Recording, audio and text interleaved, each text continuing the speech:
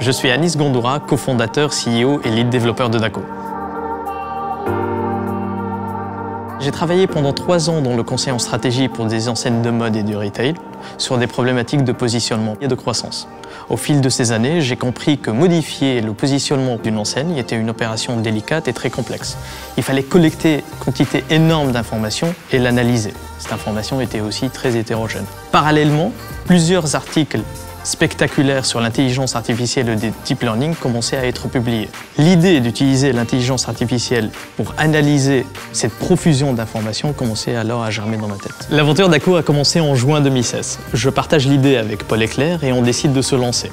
Paul allait gérer les ventes, Claire la relation client et moi je programmais. On a d'abord loué un appartement ici, à la rue Saint-Georges. On a nettoyé tous les bureaux et refait la peinture. Paul a même monté les bureaux avec des planches en bois. La machine était lancée en juillet, l'été passe et la société est officiellement créée en septembre 2016.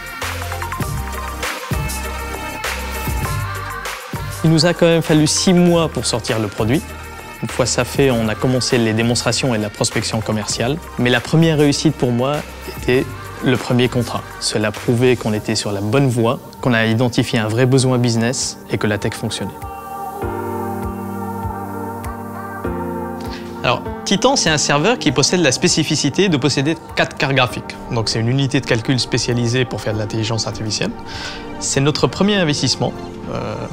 Et c'est avec cet outil qu'on a construit, prototypé et développé les modèles d'intelligence artificielle utilisés aujourd'hui par Dako. Mais aujourd'hui, c'est plutôt une machine pour aller plus loin, faire de la recherche, car toute la volumétrie de données de vente privée est traitée par l'infrastructure de vente privée. D'abord, une chance de voir son produit et le travail des 2 dernières années utilisé par plusieurs personnes et créer de la valeur au niveau d'un grand groupe, mais aussi un terrain de jeu immense où chaque innovation a très vite une envergure colossale. Ce qui m'attire aussi, c'est cette culture unique qui combine tech et business et qu'on voit à tous les niveaux de l'organisation. Imaginons que je suis Dako pendant 30 secondes et que j'ai des investisseurs en face de moi. Je leur explique qu'en France, on a une entreprise comme celle-ci qui montre qu'avec l'intelligence artificielle, on peut renforcer son offre, y mettre plus de cohérence, plus de sens, éviter les doublons et d'avoir des produits qui se cannibalisent entre eux. L'IFM connaît Dako depuis à peu près 3 ans et on a commencé par travailler ensemble sur des études économiques. Les connaissances de Dako pouvaient nous aider à mieux comprendre l'évolution du marché. Et ensuite, et surtout, en fait, on travaille ensemble à destination de nos étudiants pour les sensibiliser à tous les enjeux de l'intelligence artificielle appliquée à ce secteur. Les enjeux de la mode de demain, pour moi, sont de 2 natures, essentiellement. Le premier, c'est l'environnement et la façon dont la mode peut respecter davantage l'environnement sur le plan de l'utilisation des ressources notamment, mais aussi des modes de consommation alternatifs.